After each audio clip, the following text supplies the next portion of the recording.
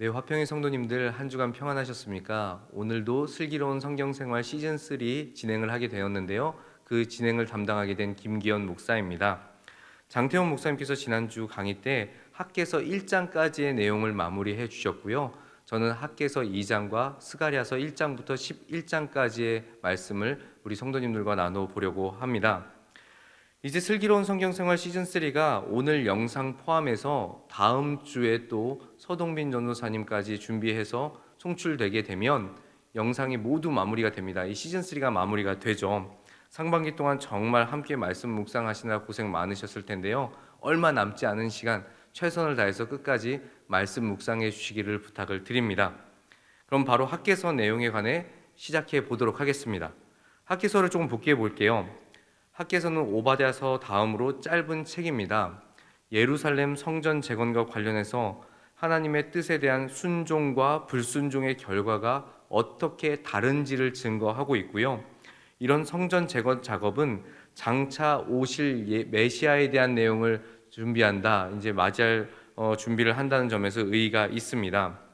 이 당시 하나님의 심판을 받아서 바벨론의 포로로 잡혀간 이스라엘이 하나님의 은혜를 입습니다. 그리고 유다로 귀환하는 시기에 학개 선지자가 활동을 했거든요. 이때는 성전 재건이라는 이런 종교적 부흥과 함께 페르시아가 패권을 잡는 뭔가 과도기적인 상황이었습니다. 복잡하죠. 바벨론, 페르시아로 이렇게 넘어가는 과도기적 상황이었습니다.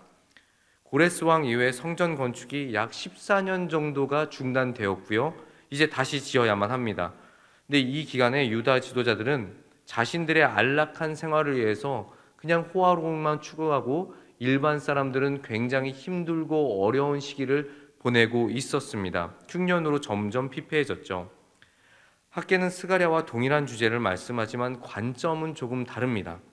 스가랴는 미래의 메시아 선지자를 바라보도록 격려를 했고, 학개는 주로 현재의 수룹바벨 성전을 짓도록 촉구했고 현실적인 문제에 대해서 언급을 했습니다. 그래서 학개는 이런 여러 가지 일들을 하는데 그 이름의 뜻이 무언고 하니 나의 절기라는 이름의 뜻을 가지고 있습니다. 그의 부모가 이 오랜 포로 생활에 조금 지쳐서 이제는 조금 자유롭게 되고 싶다. 빨리 우리가 귀환할 날을 기대한다. 이스라엘로 돌아가고 싶다. 회복하고 싶다. 그런 의미를 담아서 이름을 짓지 않았을까 싶습니다. 어쨌든 학개는 성전 짓는 것에 집중을 했는데, 그렇다면 성전은 어떤 상징성과 신학적 의의가 있길래 이렇게 이스라엘 모든 사람들이 사계절 내내 성전을 찾았을까요? 무엇보다도 이 성전이라는 개념 자체가 위치적으로 봤을 때 이스라엘 세계 중심에 있었거든요. 이것이 굉장히 중요했습니다. 하나님께서 이스라엘을 세상 모든 나라로부터 특별하게 선한 민족, 당신의 백성으로 택하신 이후에 이스라엘의 삶은 이 성전 중심으로 모든 것이 돌아가기 시작을 했습니다. 성전은 이스라엘이 국가로 탄생할 때부터 시작해서 멸망해버린 이스라엘이 완벽하게 회복될 먼 미래에 이르기까지 이스라엘 세계 중앙에 위치를 했습니다. 그리고 이스라엘의 삶은 성소를 중심으로 형성되었습니다. 그러니까 이 성전이라는 것은 두 가지 의미가 있는 겁니다. 그들이 살고 있는 세계에서 봤을 때 중심부에 위치하고 있었다는 점에서 첫 번째 의미가 있는 것이고, 그들의 삶에서도 이 성전이라는 것은 뺄래야 뺄 수 없는 매우 중요한 위치에 있었다는 거죠. 영육 간의 모든 부분에 있어서 중심이 되는 그것이 성전이었다는 것이죠. 의미가 깊습니다. 또한 이스라엘에게서는 이 성전이란 하늘과 땅이 만나는 것이었습니다. 하나님께서 시내산에서 이스라엘과 맺으신 이 언약의 조건대로 정규적으로 그리고 지속적으로 백성들을 만날 수 있는 공간이 필요했는데, 성전이 바로 그 기능을 감당했습니다. 그러니까 조금 전에 설명드렸던 것처럼 위치적으로도 중심에 있지만 그들의 삶의 중앙에는 성전이 꼭 있어야만 했던 것이죠. 하나님과 만나야 할 공간이 필요했던 것입니다. 이런 성전은 하나님의 초월적 임재의 상징이 되었죠.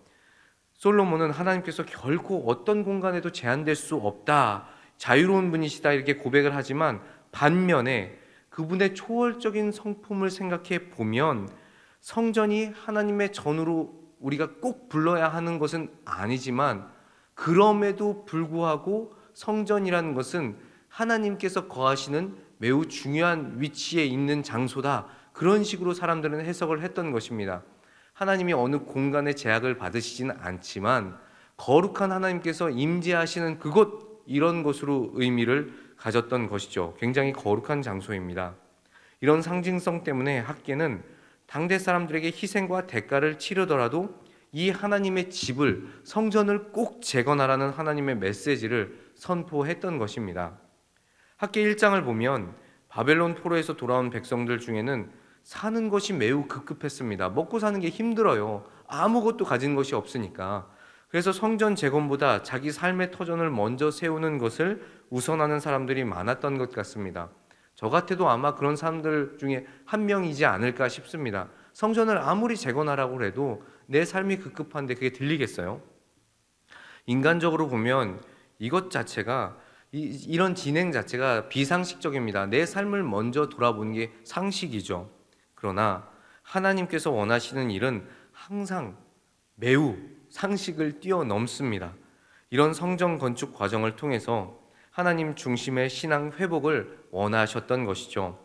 이렇게 학기 1장에서는 성전 재건 명령이 내려졌고, 이제 저희들이 살펴볼 학기 2장에서는 성전 건축에 대해서 잘 진행할 수 있는 격려의 메시지가 담겨 있습니다. 이제 학기 2장으로 넘어갑니다. 학계는 선지자에 대한 기록을 하고 있는데, 이 학사 겸 제사장이었던 에스라에 대한 기록에도 나오는 것으로 보아 포로 귀환 시에도 두 사람, 이 학계랑 에스라는 함께 활동한 것으로 보여집니다. 에스라의 설명으로 부족한 부분을 스가랴와 학계를 통해서 이루어진 것으로 볼 때 신학자들은 이런 것이 매우 타당하다. 그들은 같은 시기에 사역을 했을 것이다 라고 설명을 합니다. 학기서 2장 7절과 9절 말씀을 보면 내가 이 성전의 영광이 충만하게 하리라, 이 성전의 나중 영광이 이전 영광보다 크리라 라는 설명을 통해서 화려하게 지어졌던 어떤 솔로몬의 성전이나 모세를 통해 세워졌던 광야의 성막보다도 더 크게 이 성전이 완공될 것임을 설명을 하고 있습니다. 이것은 단순한 건축물로서의 영광이 아닙니다. 훗날 메시아의 영광으로 가득할 이 성전을 예표하는 것입니다. 덩치만 크다, 대단해 보인다, 그런 것이 아니라 건축물로서의 어떤 우람함을 표명하는 게 아니라 나중에 메시아께서 임재하실 그 영광을 예표하는 것이죠. 이렇게 하나님의 영광으로 가득할 성전을 짓기 위해 필요한 게 무엇일까요? 돈만 있으면 될까요? 절대 그렇지 않습니다. 사람만 있으면 되겠습니까? 그것도 그렇지가 않습니다. 예전 성전은 다윗 왕을 통해서 모든 것이 준비된 상태에서 솔로몬이 이 성전을 건축했었습니다. 그렇지만 이 스룹바벨의 성전은 폐허에서 세워져야 돼. 아무것도 없습니다. 모든 것이 망가진 상태에서 세워질 뿐만 아니라 식민지 상태에서 많은 대적들의 방해 가운데 시작이 되었습니다. 쉽게 말해서 정치적으로는 물론이고 사회적으로도 이 성전은 여전히 건축될 수 없었던 상태라는 것이죠. 말이 성전 건축이지 너무나 어렵고 힘든 시기였다는 것입니다.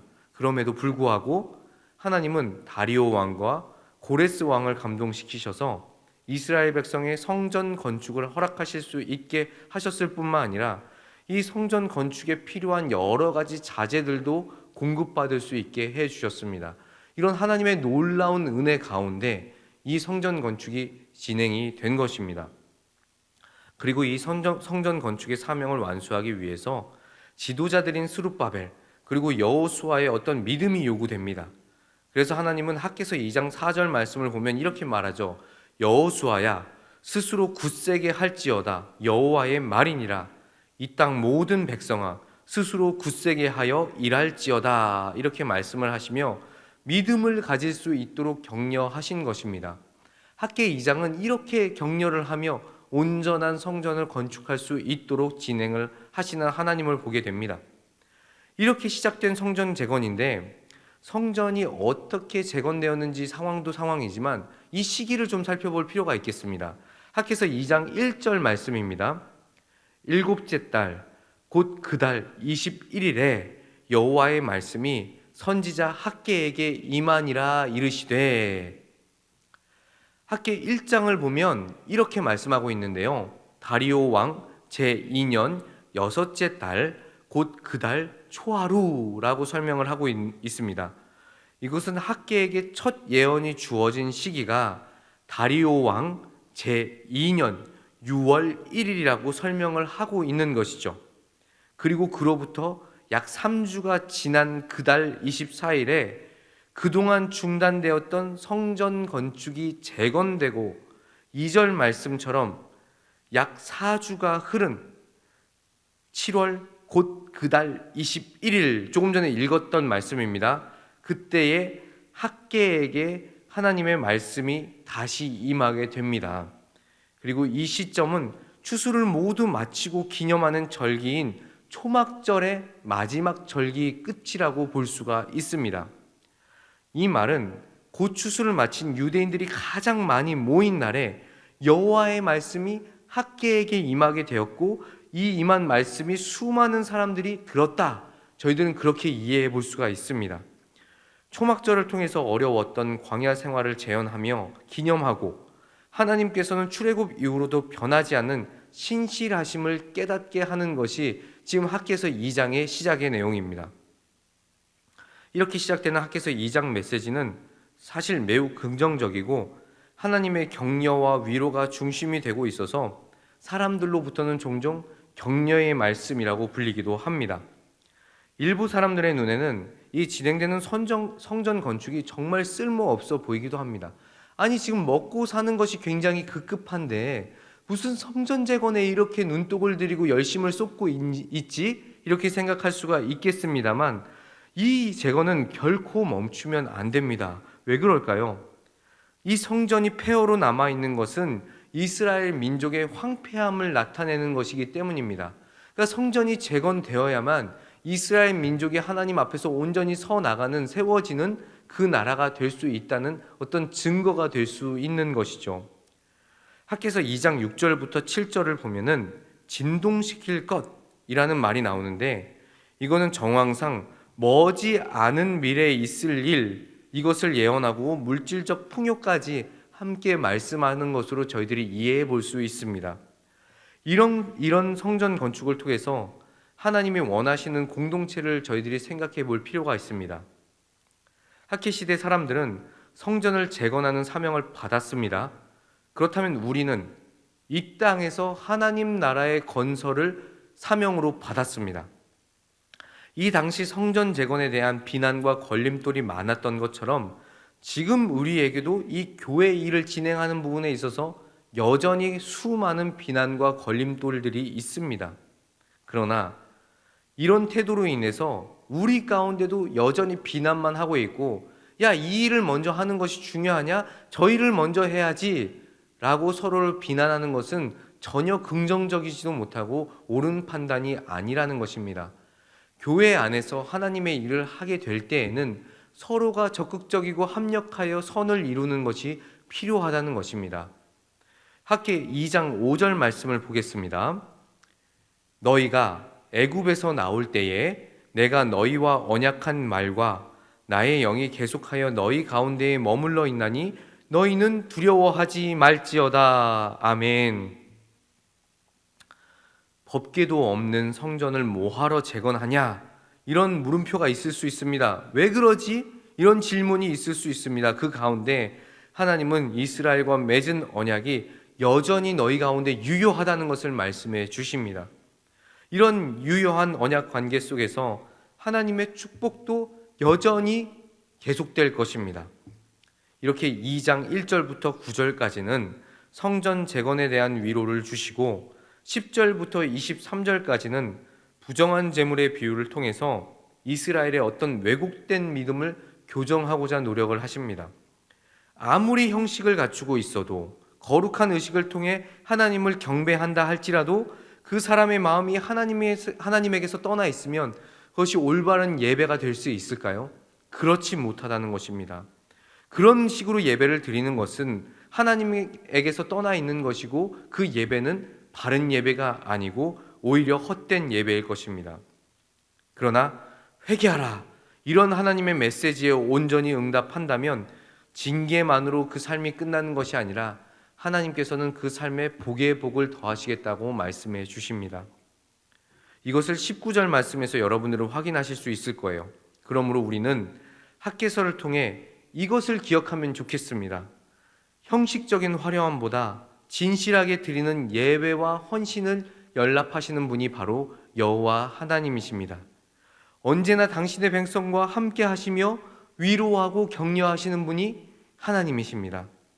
하나님을 대적하는 악한 세력은 몰락할 것이기 때문에 어떤 상황에서도 굴복하지 않는 것, 이 진리를 기억하는 저와 화평의 성도님들이 되시기를 바랍니다. 이렇게 학개서 2장까지의 내용을 간략하게 설명을 해드렸고요. 이제 스가랴서 말씀으로 넘어가 보도록 하겠습니다. 인생을 통해서 저희가 겪는 현실을 좀 보면 그리스도인도 어려움과 고난을 피해갈 수 없구나라는 것을 저희들은 깨닫게 됩니다. 많은 성도님들이 이 내용에 대해서 제가 드리는 설명에 대해서 이해하실 겁니다. 그렇죠. 그리스도인도 어려움과 고난을 피해갈 수는 없습니다. 물론 하나님의 말씀을 통해서 그리고 고난과 어려움이 조금씩 나아지는 것을 경험한다면 저희들은 좀 더 긍정적으로 반응해 볼 수 있을 것입니다. 그리고 그로 인해서 내가 지금 당장 마주하고 있는 어려움들을 차츰차츰 극복할 수 있겠죠. 문제는 지금 누군가에게, 우리 성도님들에게, 저에게 발생한 그 어려움, 그런 고난이 지속될 때가 문제라는 것입니다. 하루 이틀 사흘 나흘이 아닙니다. 일주일 한 달이 아닙니다. 1년, 2년, 3년이 아닙니다. 5년, 10년, 20년 계속 이 문제가 지속될 때라는 것이죠. 도대체 이 괴로움의 끝이 어디지? 내가 어떻게 이 끝을 벗어날 수 있을까? 이 터널의 끝은 있을까?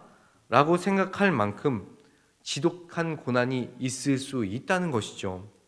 스갈에서는 이런 어두움을 헤매며 언제쯤 나에게 하나님의 구원의 빛이 임할까라는 기대를 안고 살아가다가 너무나 그 기대가 이제는 보이지 않아서 지쳐버릴 때쯤 이스라엘 백성들에게 임한 하나님의 말씀입니다. 이것이 스가랴서의 말씀입니다. 하나님께서는 선지자를 통해서 당신의 오랜 침묵이 절대 무관심이 아니다. 내가 너를 버린 것이 아니다. 내가 적절한 때를 기다려 온 것이다. 라는 것을 말씀해 주고 있습니다. 스가랴서 선지자는 학개의 사역과 병행하여 바벨론으로부터 돌아온 이스라엘 백성들의 성전 건축을 격려합니다. 계속해서 그 성전 건축에 관한 이야기가 진행되고 있는데요. 또한 장차 오실 메시아에 대한 소망으로 그들을 괴롭히던 이방인들의 멸망을 선포합니다. 그래서 너희들에게는 미래의 소망이 있어 라는 것을 제시하시죠.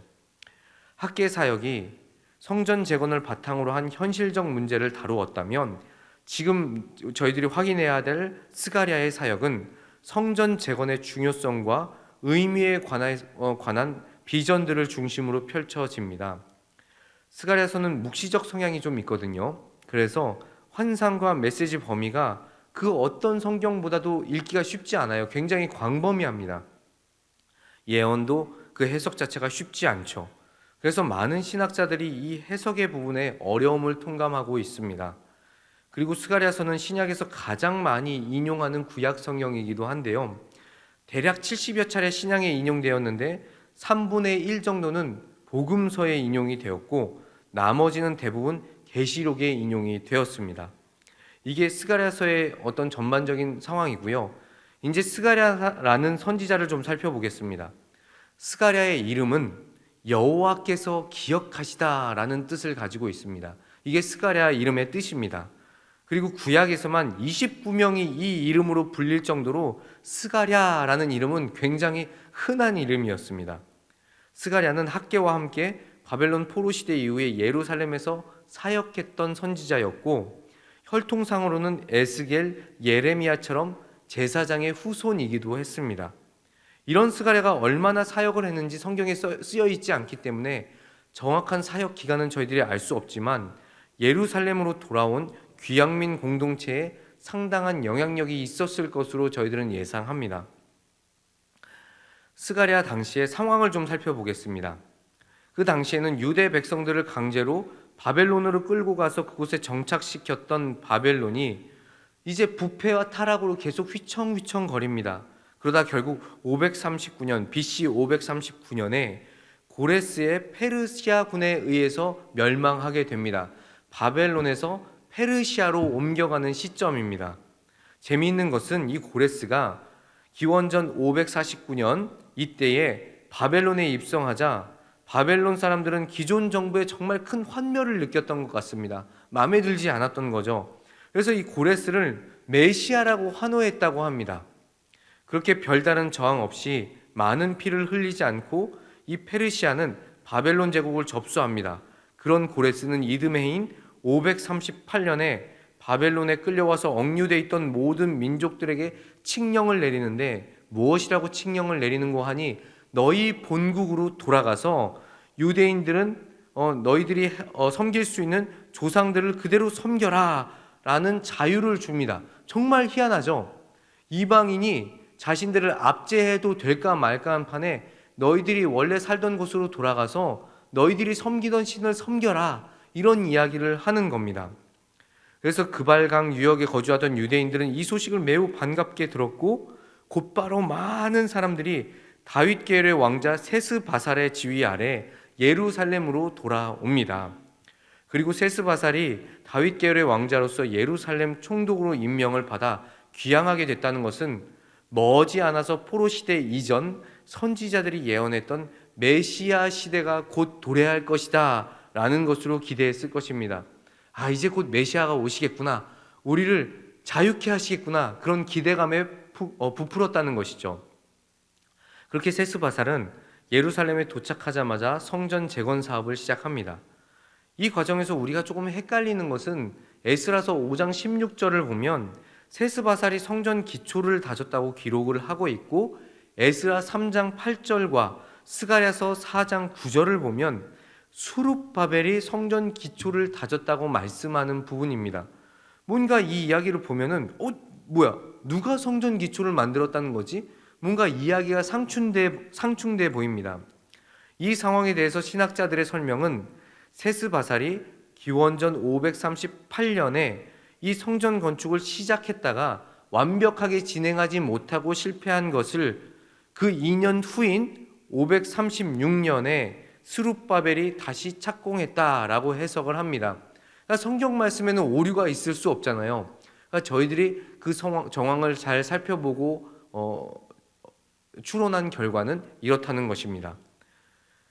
그 근거는 세스바살에 대한 언급이 에스라서에서도 금세 사라졌습니다. 뭔가 계속 진행되는 게 아니라 잠깐 나왔다가 사라졌다는 거죠. 그로 연로한 상태에서 예루살렘에 돌아왔기 때문에 효과적인 리더십을 발휘할 수 없었을 것이라고 사람들은 추정하는 것이죠. 물론 정확한 이유는 저희들이 여전히 알 수 없지만 그런 식으로 추정을 합니다. 포로 귀향민들은 예루살렘에 여호와의 통치가 임하며 축복이 넘칠 것으로 기대를 했는데, 사실 예루살렘의 현실은 여전히 혹독하고 암담했습니다. 예루살렘과 유대 지역에 살고 있던 이방인들은 그들을 괴롭혔고 경제적으로도 매우 어려운 상황 가운데 있었습니다. 그래서 서둘러서 여호와의 성전을 재건해야 한다는 생각을 했는데, 그래야만 여호와 하나님의 통치가 실현될 것이라고 그들은 생각했던 것입니다.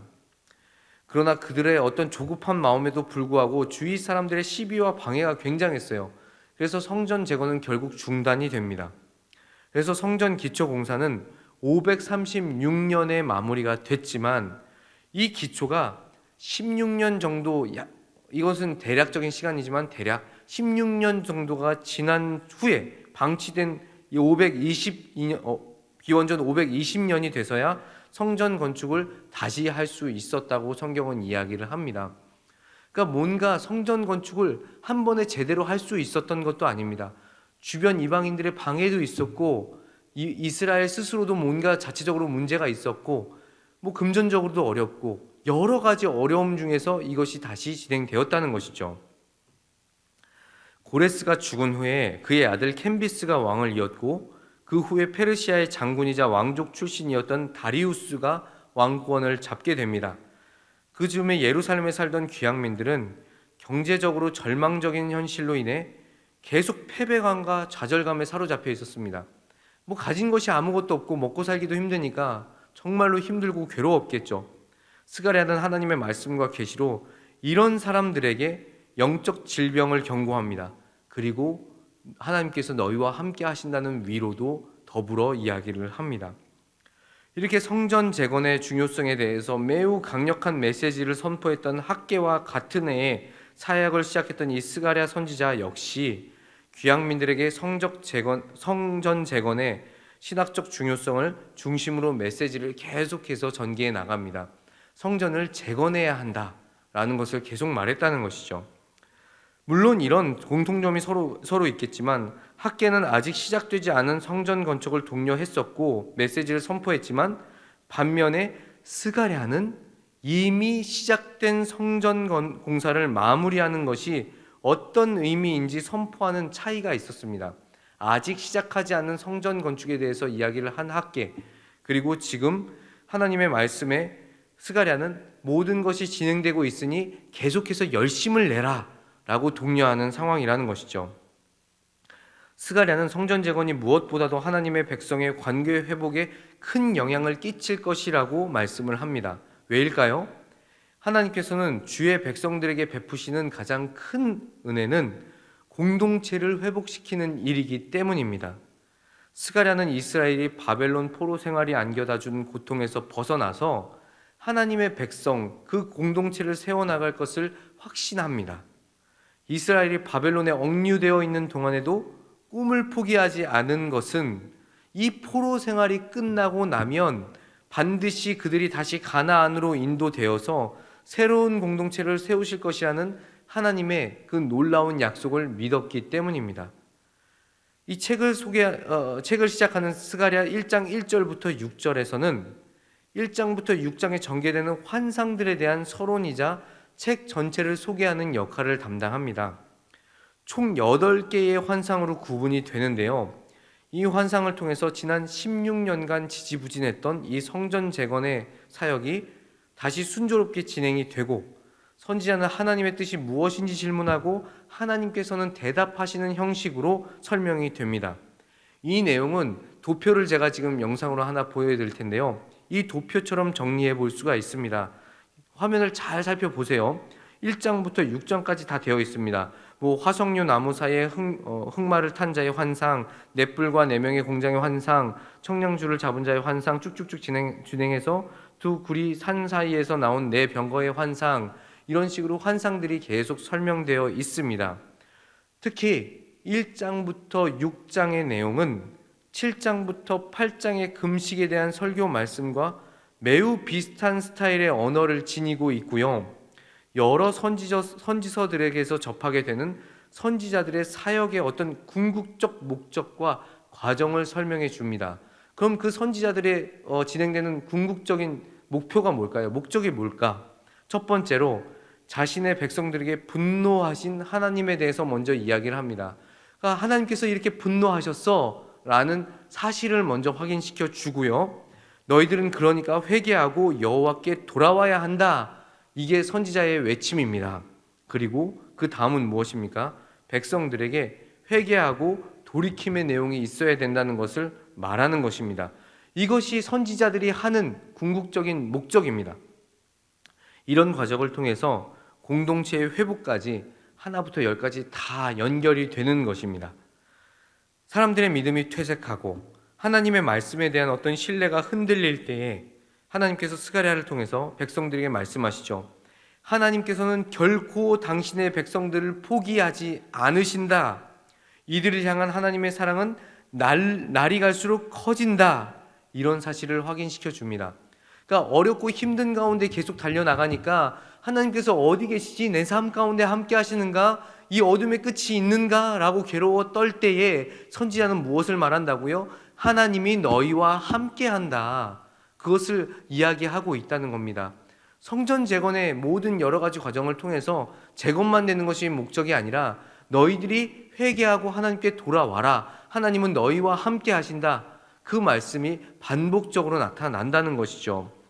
포로 귀향민들이 가장 기대한 메시아 왕국의 도래에 이런 청사진을 선지자를 통해서 보여줍니다. 반드시 메시아 왕국이 도래한다. 이런 미래의 모습을 보여주고 소망을 절대 포기하지 말 것을 당부합니다. 그러나 이스라엘 공동체가 회복되려면 이것으로만 멈출 수는 없습니다. 몇 가지 단계를 좀 더 거쳐야 하는데요. 스가랴서 1장 16절과 17절 말씀, 이거는 같이 한번 읽어보면 좋겠습니다. 같이 읽습니다. 시작. 그러므로 여호와가 이처럼 말하노라. 내가 불쌍히 여김으로 예루살렘에 돌아왔은즉 내 집이 그 가운데에 건축되리니 예루살렘 위에 먹줄이 쳐지리라. 만군의 여호와의 말이니라. 그가 다시 외쳐 이르기를 만군의 여호와의 말씀에 나의 성읍들이 넘치도록 다시 풍부할 것이라. 여호와가 다시 시온을 위로하며 다시 예루살렘을 택하리라 하라 하니라. 아멘. 먼저 하나님의 임재가 다시 주의 백성과 함께 해야 합니다. 이것이 필요합니다.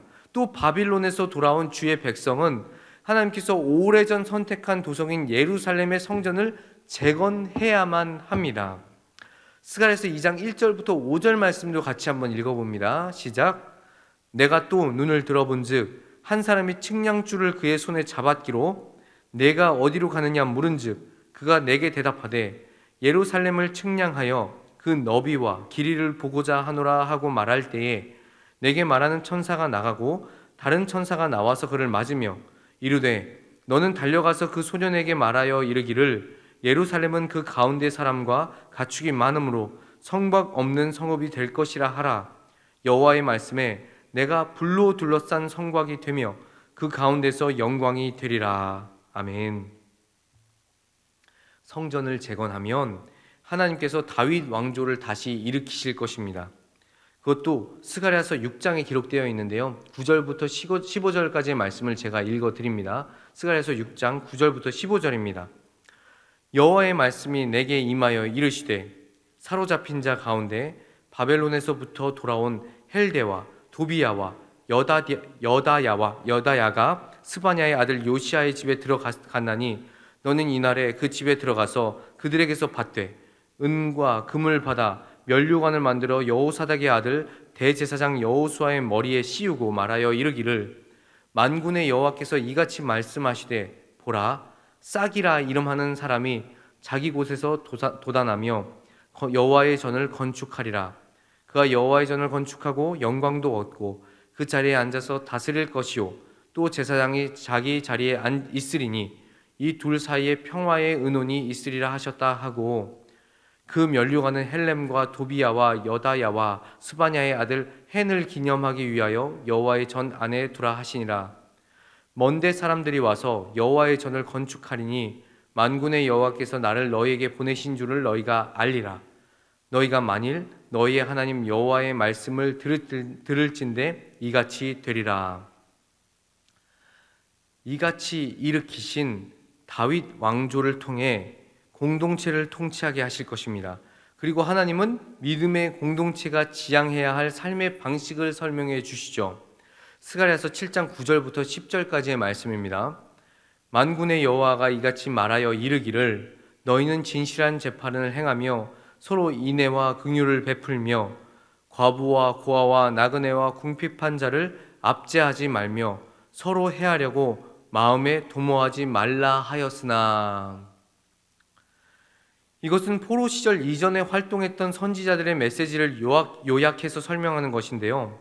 해석해 보자면 하나님은 형식과 절차에 따라 요구된 제사와 예식을 얼마나 잘 치르느냐에 있지 않고 공의와 정의를 잘 실행하는 데 있음을 알려주는 것입니다.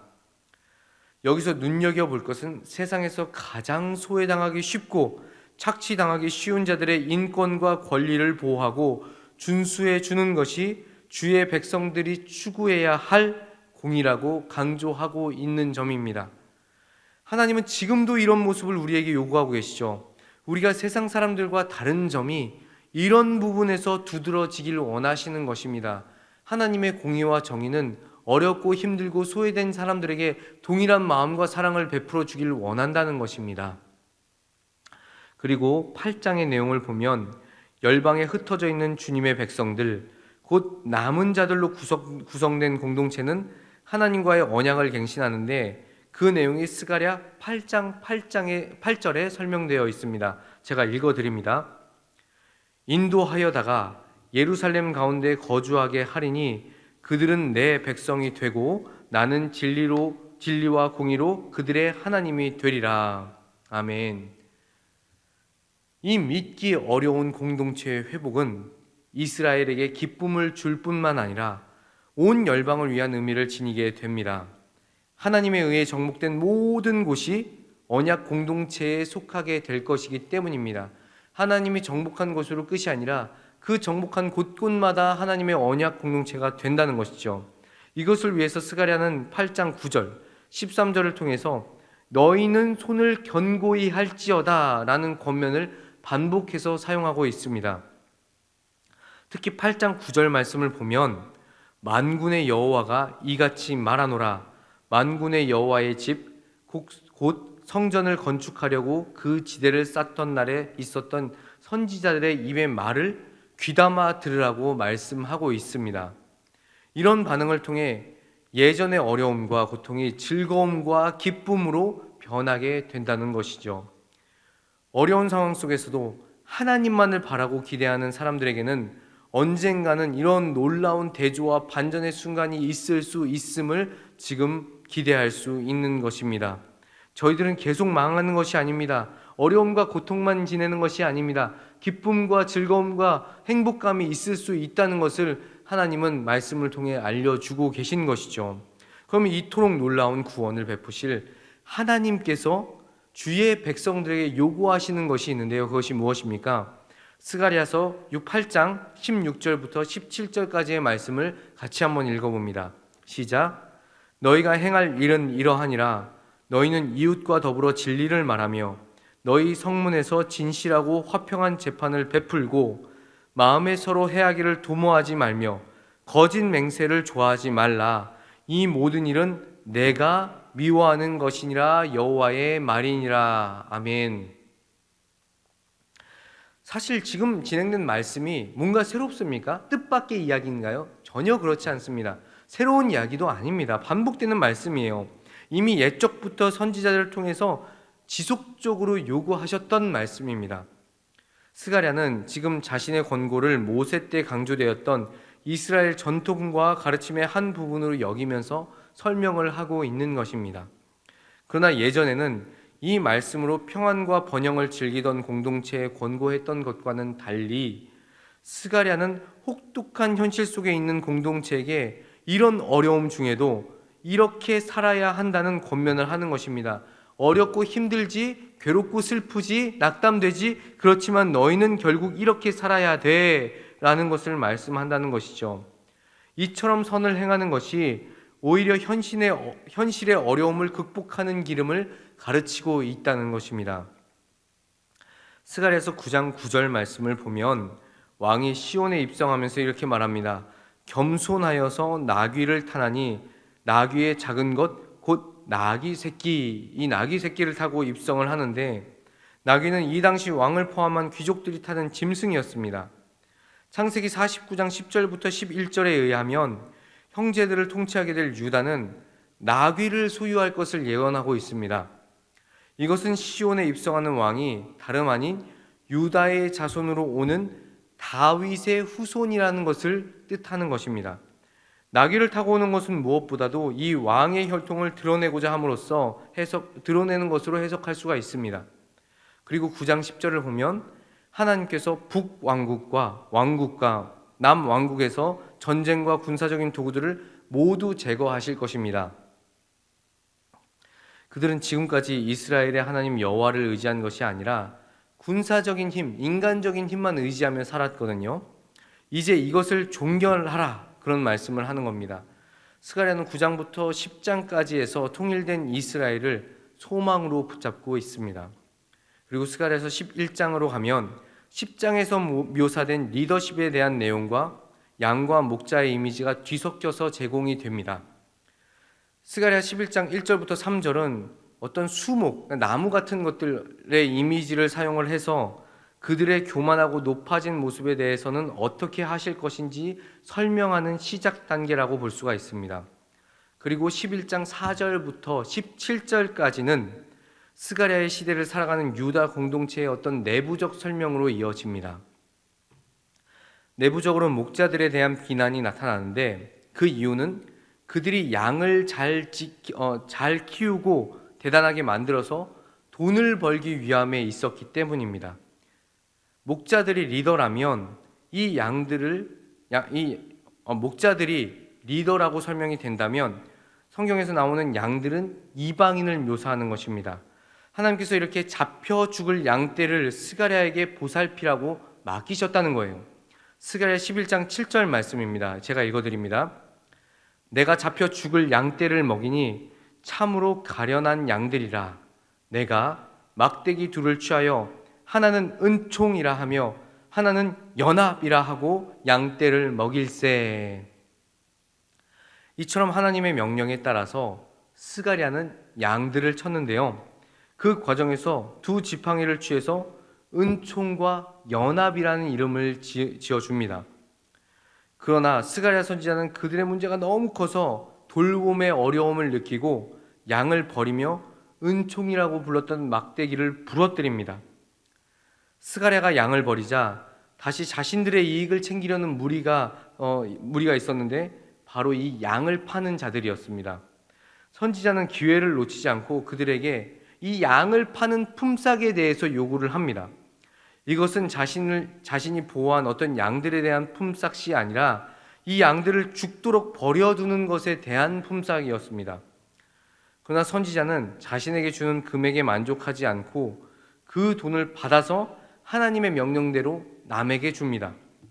이 금액은 11장 13절에서 말하는 토기장에게 주었다고 설명을 하고 이스라엘과 유다의 분열을 상징하면서 연합이라고 적은 막대기도 부러뜨립니다. 그리고 스가랴 11장 15절 말씀을 보면 이런 명령을 하시는데요. 이것은 같이 한번 읽어보면 좋겠습니다. 같이 있습니다. 시작. 여호와께서 내게 이르시되 너는 또 어리석은 목자의 기구들을 빼앗을지니라. 이 말씀은 어리석은 목자들에게서 기구들을 빼앗으라는 의미가 아닙니다. 문자적으로 해석하는 게 아니라 선지자에게 다시 못된 목자 노릇을 하라 라는 말씀입니다. 이게 무슨 말일까요? 하나님께서는 어리석은 목자가 하지 않는 일들을 지적합니다. 그리고 참 목자가 해야 할 일들을 암시하는 것이죠. 그럼 참 목자들이 해야 할 일은 무엇일까요? 거짓 목자들은 양들을 팔고 자신들의 이익을 취한다면 참 목자는 양을 돌봅니다. 그리고 없어진 양들을 찾으러 다닙니다. 그리고 병이 있는 양들은 고쳐줍니다. 또 무엇을 해주죠? 굶고 배고픈 양들, 굶주린 양들에게는 먹이를 줍니다.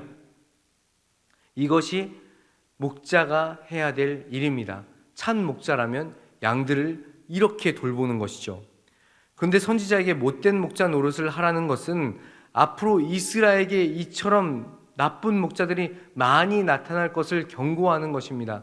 참 목자가 아니라 오히려 하나님의 말씀을 거스르는 반대되는 목자들이 많이 나타날 것이라고 설명하는 겁니다. 그러나 스가랴서를 시작할 때 말씀드린 것처럼 스가랴서 12장 이후의 말씀을 살펴보면 도대체 이 어둠의 끝이 어딘가, 이 절망은 끝이 나는가 알 수 없는 어둠 속에 있을 때 하나님은 결코 당신의 백성을 버려두지 않으시고 역사하신다는 것을 말씀합니다. 이스라엘 백성의 미래와 관련된 어떤 묵시의 내용을 선포하지만 실제 그 의미는 하나님 나라와 교회에 관한 것입니다. 이스라엘을 치기 위해 천하 만국이 모이지만 하나님이 유다 족속을 돌보심으로 열국의 눈을 멀게 하시며 은혜와 간구하는 심령을 부어주실 것을 약속합니다. 그리고 그 약속이 이루어지면 죄를 회개하는 애통이 있게 될 것이라고 말씀하는 것이죠. 이 애통은 예루살렘에 한정된 것이 아닙니다.